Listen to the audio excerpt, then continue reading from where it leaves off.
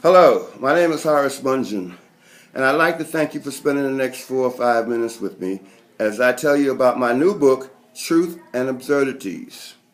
Before I get to the book, though, let me set the atmosphere, because I know that you'll only understand and appreciate this book if you can dispense with the deceptions of the past years that we've all become so accustomed to and reach a compassionate reality. Now, we can only get to this reality, a place I'm sure each of you spend a great deal of your time in, through honesty. I want to go to a section of reality where common sense rules, where there aren't disagreements solely for divisive reasons. To get there, we have to travel through the badlands of absurdities, where the bizarre resides and anything can happen at any time. This brings me to my book, which demands that the reader approach it with an open mind. Truth and Absurdities is a random collection of biographical snapshots of my and my family's lives as we react to the onslaught of events shaped by the good and bad of the American experience, past and present. Truth and Absurdity is also a collection of cultural and political observations and opinions of the phony obstructions that's created to keep us confused and to prevent our chance at harmony and progress. I could have named the book Absurdities. That is where I want the focus to go. This book is to underline, contrast, and mock the crazy things some people say and do.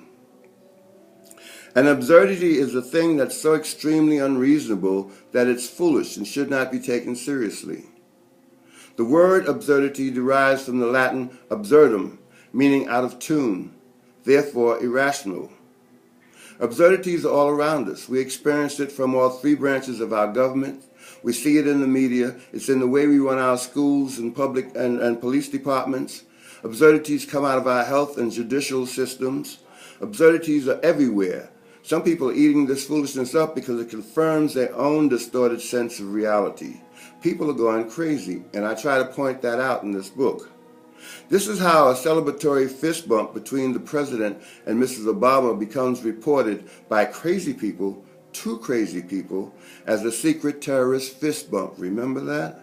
This is why the freedom to bear arms now also means we have to continue to suffer all the tragic school shootings and have gun laws that even allow a 9-year-old girl to have access to powerful firearms for recreational purposes.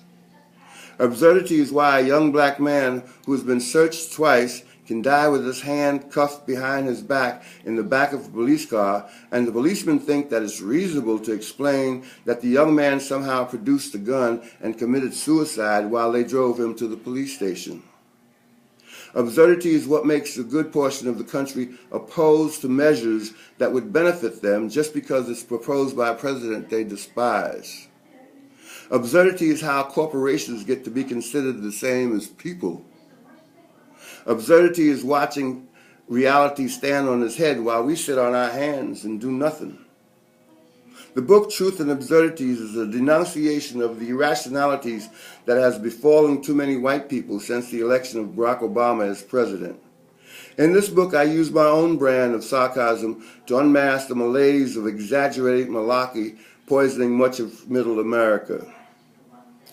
Truth and Absurdity is an organic collection of my reflections on a variety of issues.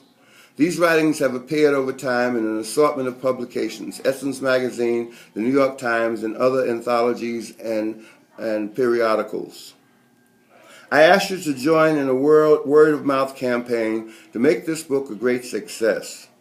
It would be a good thing for a reality-based country if this book were widely read, widely talked about, and widely understood. Truth and Absurdities can be ordered at www.hmunginbooks.com. That's www.hmunginbooks.com. I thank you.